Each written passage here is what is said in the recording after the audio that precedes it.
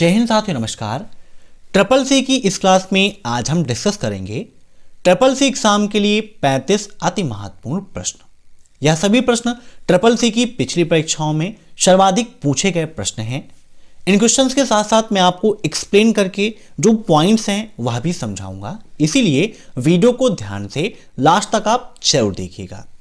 साथ ही साथ दोस्तों, आपकी तैयारी कितनी अच्छी हुई है, अगर आप ये देखना चाहते हैं या फिर आपकी तैयारी बिल्कुल भी नहीं हुई है तो इसके लिए मैंने ट्रिपल सी की 1100 प्रश्नों की महामैराथन क्लास कराई है। उसे एग्जाम से पहले आप जरूर देखिएगा। अगर तैयारी हुई है तो आप मॉक टेस्ट के रूप में उसे लीजिएगा, और तैयारी नहीं हुई है तो आप सारे कॉन्सेप्ट को क्लियर करते हुए वहां से चलिएगा। तो टाइम वेस्ट ना करते हुए चलिए शुरू करते हैं आज की ये क्लास, क्योंकि सीधी बात नो बकवास, यही है अभय एक्सेल की class. Let's begin in this topic.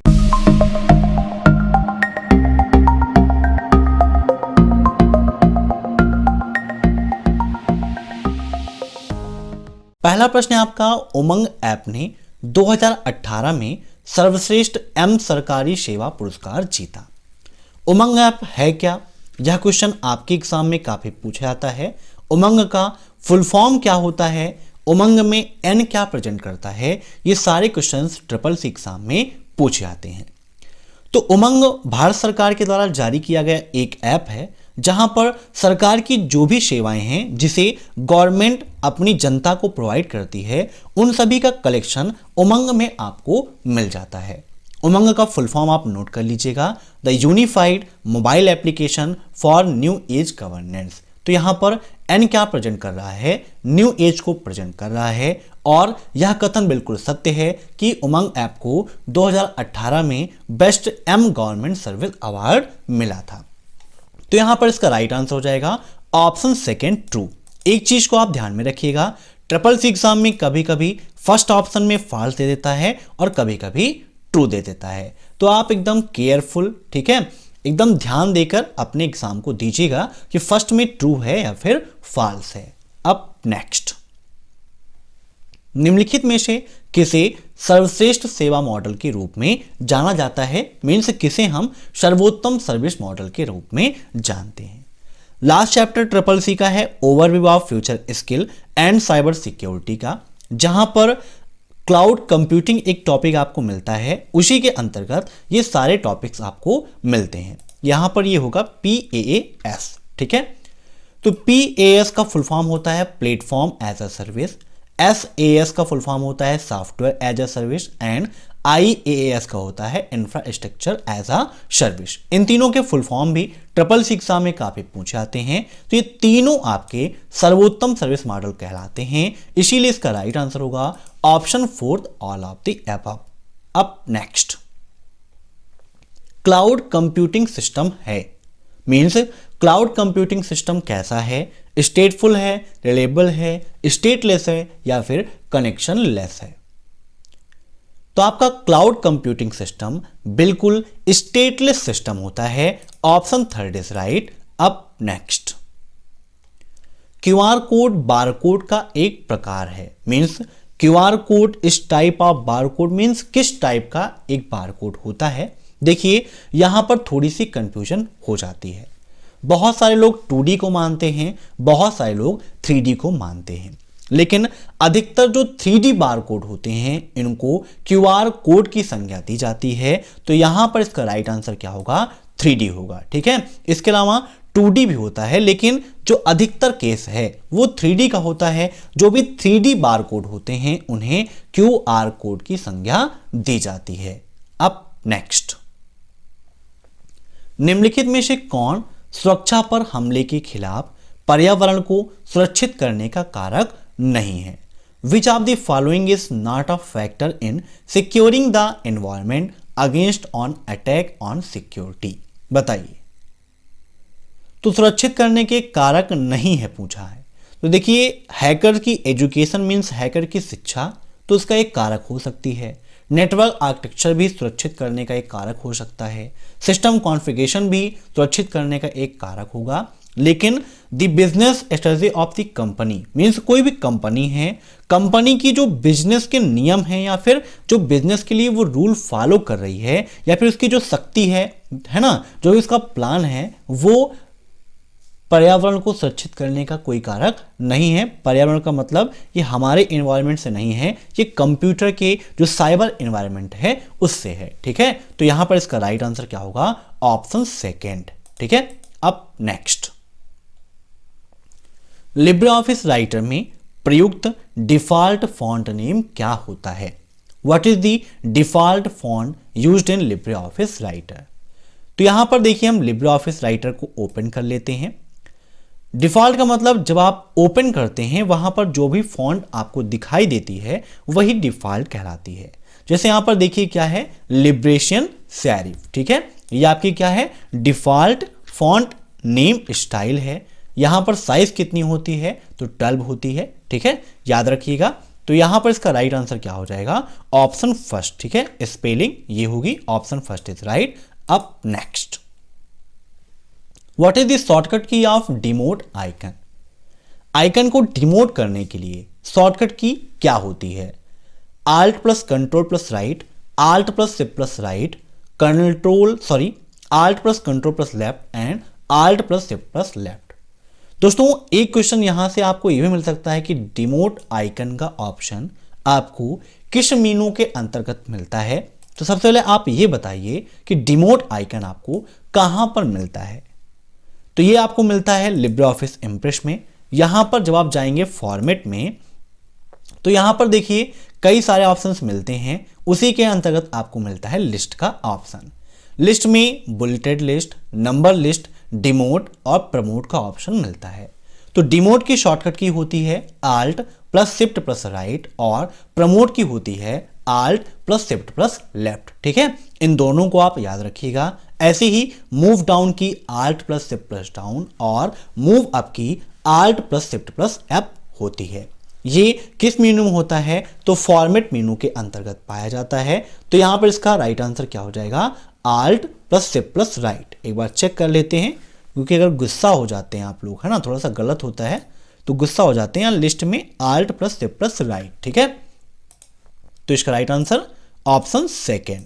अब नेक्स्ट, लिब्रे ऑफिस 6.0 ये वर्जन दे रहा है। ठीक है, लिब्रे ऑफिस का जो वर्जन है 6.0 है, वहां पर कैल्क में जो कॉलम है, कॉलम की मैक्सिमम चौड़ाई कितनी होगी ये आपसे पूछी गई है, वो भी सेंटीमीटर में आपको बताना है। तो मैक्सिमम जो है वो आपकी 100 है। ठीक है, मैक्सिमम 100 सेंटीमीटर कॉलम की चौड़ाई हो सकती है। Option third is right. अब next, what is blog? Blog क्या है? एक ऑनलाइन डेटा डायरी है, एक आर्टिकल है, एक इंस्टेंट मैसेज है या फिर इनमें से कोई नहीं? बताइए ब्लॉग क्या है? तो ब्लॉग एक हिसाब से ऑनलाइन डाटा डायरी होती है जहां पर आप पर डे अपनी डायरी लिखते हैं। जैसे कि आप हमारा ब्लॉग लिख सकते हैं www.abhaexcelcomputer.blogspot.com। तो वहां पर जो भी कंटेंट्स हैं मैं रेगुलर पोस्ट करता रहता हूं, तो वो क्या है? हमारी एक ऑनलाइन डेटा डायरी होती है। अब नेक्स्ट, ASCII कितने बिट का होता है? ASCII है क्या? तो एक अमेरिकन कोड है आपका, और ये कितने बिट का होता है? तो 7 बिट का होता है। कितने का? 7 बिट का आपका ये होता है। कहीं कहीं आपको 8 भी मिल जाएगा, लेकिन राइट आंसर क्या है? 7 है। जब थोड़ा सा इंक्रीज होगा तो 8 हो जाएगा। जब 7 होगा तो वहां पर कैरेक्टर होंगे 128, और जब 8 बिट का होगा तो वहां पर 256 कैरेक्टर हो जाते हैं। दोनों में डिफरेंस है, तो आप कंफ्यूज बिल्कुल भी मत होइएगा। अब नेक्स्ट, जब आप एक प्रस्तुति खोलते हैं तो कौन सा टैब बाएं पैनल पर उपलब्ध नहीं है? प्रस्तुति का मतलब प्रेजेंटेशन। जब आप प्रेजेंटेशन को ओपन करते हैं तो वहां पर कौन सा टैब बाएं पैनल पर उपलब्ध नहीं होता है? Outline, slides, notes and all of the above. बताइए। तो यहां पर देखिए इम्प्रेस ओपन है। ठीक है, तो इम्प्रेस जब आपका ओपन है तो यहां पर देखिए आपको स्लाइड मिलता है और आउटलाइन मिलता है। दो चीजें मिलती हैं, एक स्लाइड और आउटलाइन मिलता है, लेकिन यहाँ पर नोट्स का कोई भी ऑप्शन नहीं होता है। ठीक है, ये जो है आपका ये स्लाइड पैनल कहलाता है। क्या कहलाता है? Slide pen. ठीक, याद रखिएगा। इसको जो डॉटेड है इसको हम बोलते हैं प्लेस होल्डर। क्या बोलते हैं? Place holder. तो बाय डिफॉल्ट आपको 2 प्लेस होल्डर यहां पर मिलते हैं। तो यहां पर इसका राइट आंसर क्या हो जाएगा? Option third, notes. ठीक है, याद कर लीजिएगा। अब नेक्स्ट, भेजा गया मेल कहां स्टोर होता है? मीन्स जो मेल आप भेज देते हैं वो कहां पर स्टोर होती है? सेंड मेल में, सेंट मेल में, ड्राफ्ट में या फिर आउट बॉक्स में? दोस्तों, जो मेल भेजी जा चुकी है वो सेंट मेल में स्टोर होती है, याद रखिएगा। ड्राफ्ट में क्या होता है? जो मेल हम नहीं भेजते हैं, सेव कर देते हैं, वो ड्राफ्ट में होती है। आउट बॉक्स में जो मेल भेजी जा रही है वो स्टोर होती है। अब नेक्स्ट, निम्नलिखित में से कौन सा अनुभाग स्लाइड लेआउट में मौजूद नहीं है? बताइए। Which of the following section does not exist in a slide layout? तो देखिए, स्लाइड लेआउट में आपको टाइटल्स मिलेगा, लिस्ट मिलेगा, चार्ट मिलेगा, लेकिन वहां पर एनिमेशन आपको नहीं मिलेगा। तो राइट आंसर इसका हो जाएगा ऑप्शन फोर्थ, एनिमेशन। अब नेक्स्ट, हाफ डुप्लेक्स में डेटा संचार की गति 2 दिशात्मक होती है, ट्रू या false? Half duplex, full duplex और सिंप्लेक्स, ये 3 चीजें आपकी यहां पर होती हैं और काफी इंपॉर्टेंट है। तो बिल्कुल सही है, हाफ डुप्लेक्स में डेटा संचार की गति 2 दिशात्मक होती है, लेकिन दोनों दिशाओं में एक साथ डाटा नहीं जाता है, एक समय में एक ही दिशा में जाता है। ठीक है, अब नेक्स्ट, निम्न में से किसके द्वारा इंटरनेट से एक कंप्यूटर पर काम करते हुए विश्व के किसी भी जगह पर स्थित कंप्यूटर को एक्सेस कर सकते हैं? बताइए।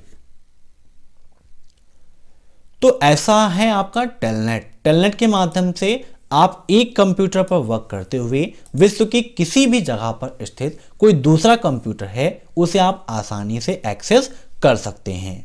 अब नेक्स्ट, रूलर स्लाइड किस ओर प्रदर्शित होती है? बताइए। रूलर कहां मिलता है आपको? तो देखिए, रूलर कहां मिलता है? ऊपर मिलता है और बाईं साइड पर मिलता है। तो इसका राइट आंसर क्या हो जाएगा? Option third, top and left. Ruler क्या करता है?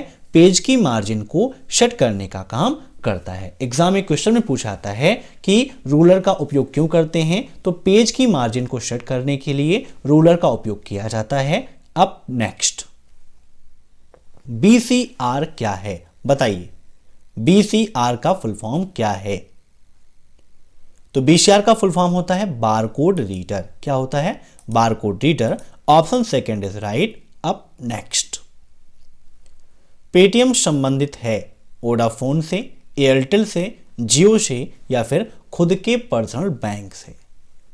प्रेजेंट टाइम पर आप सभी सुनते हैं पेटीएम पेमेंट बैंक। तो पेटीएम क्या है? खुद की एक पर्सनल बैंक है। इसका किसी भी सिम से मतलब नहीं है या किसी भी नेटवर्क ऑपरेटर से कोई मतलब नहीं है, ये खुद का एक पर्सनल बैंक है। अब नेक्स्ट, ENIAC के जनक कौन है? बताइए। ENIAC आपके लिए काफी इंपॉर्टेंट है, प्रीवियस क्लास में मैंने इसके बारे में एक्सप्लेन करके आपको समझाया था। ENIAC के जनक कौन है? तो जॉन मुचली और JP एकर्ट, ये दोनों लोग हैं ENIAC के जनक। दोनों लोगों ने मिलकर इसकी खोज की थी। तो इसका राइट आंसर हो जाएगा ऑप्शन 4, A एंड B दोनों। अब next, what is ISDN? ISDN क्या है? बताइए। Integrated service digital network, international service digital network, integrated system digital network या फिर इंटीग्रेटेड सर्विस डेटा नेटवर्क? बताइए। काफी इंपॉर्टेंट है आपका ये। तो ISDN का फुल फॉर्म होता है इंटीग्रेटेड सर्विस डिजिटल नेटवर्क। दोस्तों, ट्रिपल एग्जाम में काफी सारे फुल फॉर्म भी पूछे जाते हैं, इसीलिए जो मैंने आपके लिए ईबुक बनाई है जिसकी लिंक मैंने वीडियो के नीचे दे रखी है, वहां पर ट्रिपल के कंप्लीट सिलेबस के साथ साथ आपको फुल फॉर्म्स, लिब्रे ऑफिस की शॉर्टकट कीज, लाइनस की कमांड, फाउंडर नेम, एक कंप्लीट पैकेज दिया है जिसको पढ़ के आप आसानी से ट्रिपल एग्जाम को टॉप कर सकते हैं। अब नेक्स्ट, लिब्रे ऑफिस में न्यूनतम रो और कॉलम की संख्या क्या है। यहाँ पर पूछा है न्यूनतम, मतलब मिनिमम कितना हो सकता है। यहाँ पर देखिए राइटर, कैल्क और इम्प्रेस नहीं दिया है, ठीक है।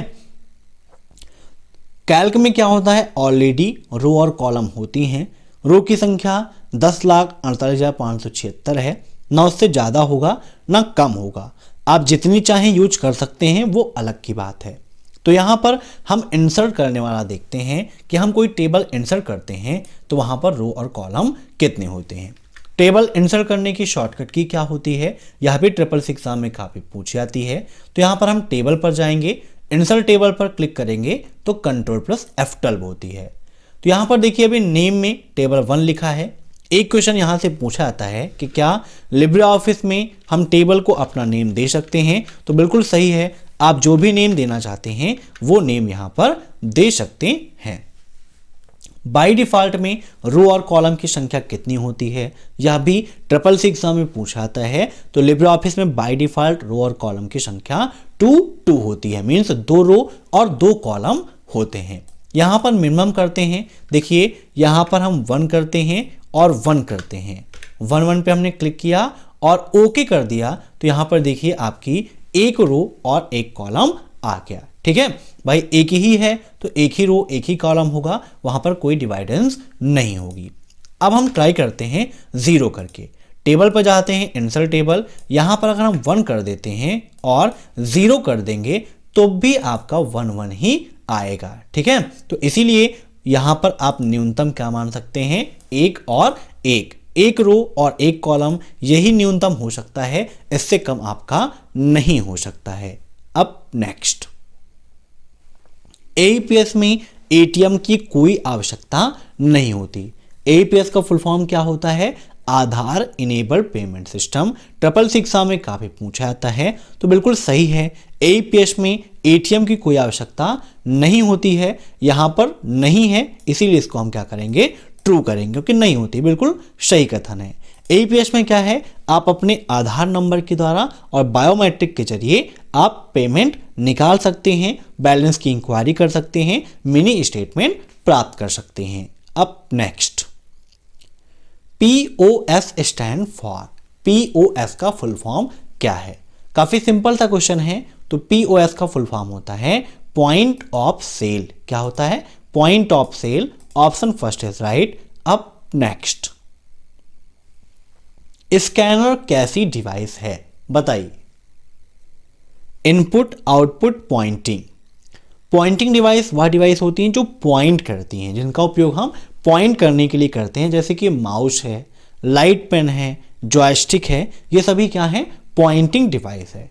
इनपुट डिवाइस क्या होती हैं, वह डिवाइस जिसके माध्यम से हम कंप्यूटर को डाटा या सूचना देते हैं या कंप्यूटर में डाटा या सूचना प्रविष्ट करते हैं, इनपुट डिवाइस कहलाती है। वहीं पर आउटपुट डिवाइस क्या होती है, तो वह यंत्र, वह डिवाइस जिसके माध्यम से प्रोसेसिंग के बाद हमें परिणाम मिलता है, वह आउटपुट डिवाइस कहलाती है।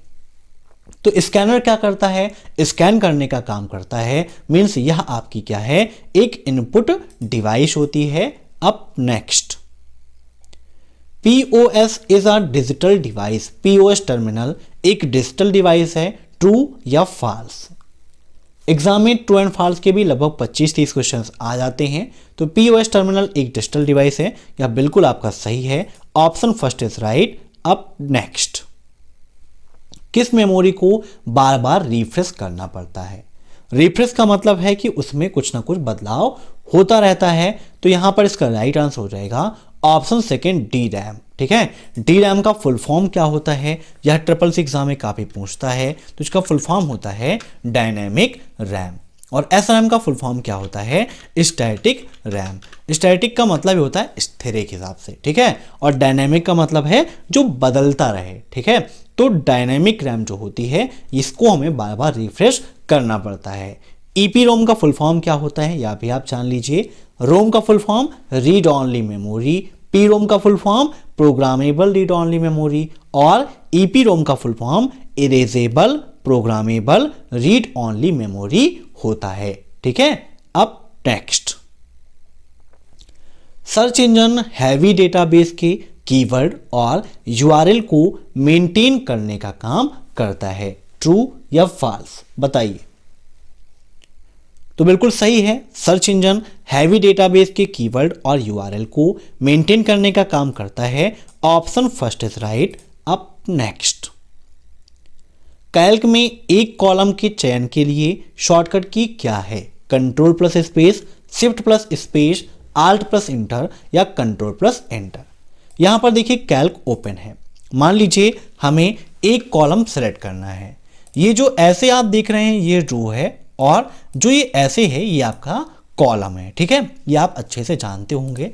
मान लीजिए मुझे ये कॉलम सेलेक्ट करना है तो इसके लिए हम कंट्रोल प्लस स्पेस का उपयोग करेंगे। देखिए कंट्रोल प्लस स्पेस जैसे ही हमने किया पूरा कॉलम हमारा सिलेक्ट हो गया। ऐसे ही एक क्वेश्चन SSS एग्जाम में ये पूछता है कि रो को चयनित करने के लिए शॉर्टकट की क्या है? तो शिफ्ट प्लस स्पेस होती है रो के लिए और कंट्रोल प्लस स्पेस होती है कॉलम के लिए। तो क्वेश्चन हमारा था कॉलम का चयन करना, तो राइट आंसर क्या होगा? Option first control plus space. अब नेक्स्ट। पायलट प्रोजेक्ट योजना 11 अप्रैल 2016 को लॉन्च की गई। ट्रू या फॉल्स, बताइए। तो बिल्कुल सही है। पायलट प्रोजेक्ट योजना 11 अप्रैल 2016 को ही लॉन्च की गई थी। अब नेक्स्ट। निम्न में से कौन सा server high volume network traffic को अलाउ करने का काम करता है? बताइए। पहला ऑप्शन है FTP। FTP का मतलब होता है फाइल ट्रांसफर प्रोटोकॉल। तो हाई वॉल्यूम नेटवर्क ट्रैफिक को अलाउ करने का काम करता है NNTP server. Option second is right. अब नेक्स्ट। किस कमांड का उपयोग फोल्डर अनुमति बदलने के लिए लाइनक्स में किया जाता है? बताइए। ऐसी कौन सी कमांड है जिसका उपयोग लाइनक्स में फोल्डर अनुमति बदलने के लिए किया जाता है? तो राइट आंसर इसका होगा chmod।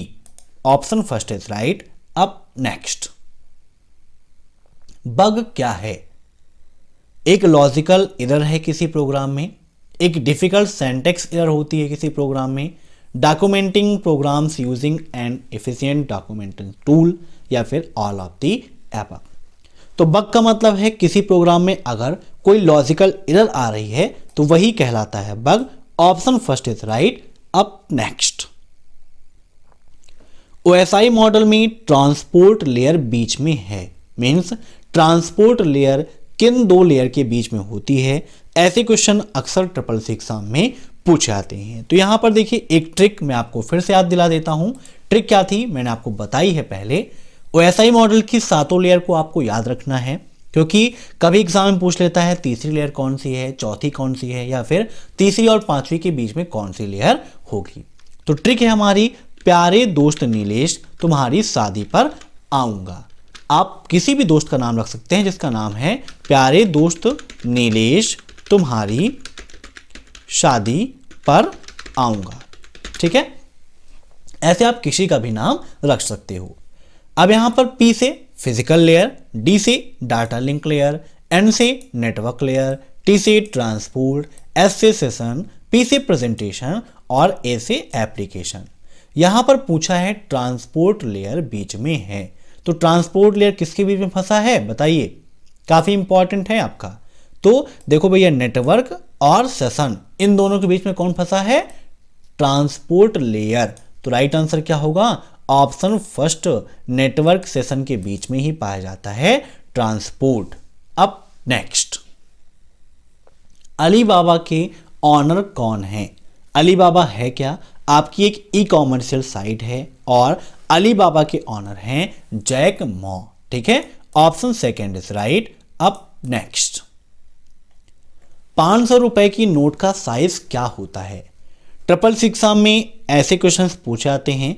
500 रुपए की नोट का साइज क्या है, 2000 रुपए की नोट का साइज क्या है, 20 रुपए की, 200 रुपए की, 100 रुपए की, इन सभी का साइज और कलर आपके लिए काफी इंपॉर्टेंट है। एक सेपरेट वीडियो में अभी आपको दूंगा जिसमें इन सभी चीजों के बारे में आपको बताऊंगा।